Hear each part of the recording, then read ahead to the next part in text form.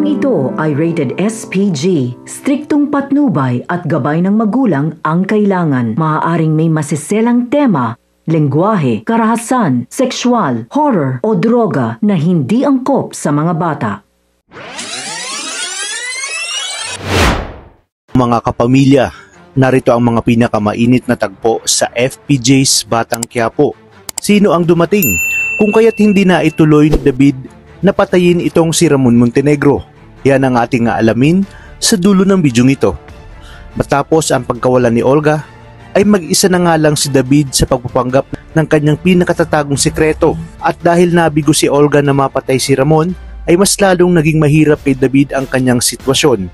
Kaya nang sinabi ni Ramon kay David na sa ayaw at gusto nito, maghaharap sila ng kanyang nanay Tess. Naglabas kasi dati ng sama ng loob si Tess kay David patungkol kay Tanggol dahil mas naging pariwara umano ito nang mapunta kay Ramon at mas dumami ang kanyang kaaway kung saan siya umano ang binabalikan ng mga ito. At dahil hindi na nga maikakaila ang nararamdaman ni Ramon kay Marites, ay gagawa nga siya ng paraan upang kahit papaano ay mabawasan ang mga suliranin na kinakaharap nito. Lalo na sa katatapos lang na enkwentro nito kay Olga. Nais niya umanong pagbatiin ang mag-ina na siyang hindi pinabura ni David. Ngunit may isang salita si Ramon kaya namang gumawa na siya ng paraan at nais niyang unahin si Rigor. Kaya sa pagdating nito ng San Dimas at sa bahay nila Rigor, ay naabutan niya nagbabangayan ang mag-asawang Marites at Rigor. Maririnig ni Ramon ang masasakit na salita ni Rigor kay Marites dahil iniibutan daw siya nito sa ulo. Narinig niya rin ang pag-amin ni Tess kay Rigor na wala na itong nararamdaman kay Rigor. Matapos ang lahat ng ginawa nito, pati ang pambababae nito. Kaya naman inilabas ni Ramon ng kanyang baril at talagang desidido na siya na tapusin si Rigor. Wala namang kaalam-alam si David na pupunta si Ramon sa kanilang bahay.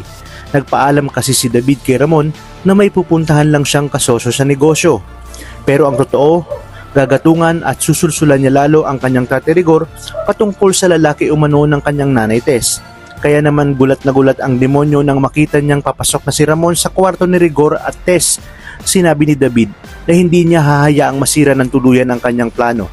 Kaya agad niyang inilabas ang kanyang baril, ngunit hindi niya ito maitutuloy dahil sa biglang pagdating ni Tanggol. Makikita nito si David at dito na mangyayari ang pagsabog ng katotohanan tungkol sa tunay na ama ni Tanggol at pagpapanggap ni David. Talagang kapanapanabik ang mga susunod na tagpo sa teleseryeng ito. Kaya naman tuloy-tuloy ang pagsubaybay.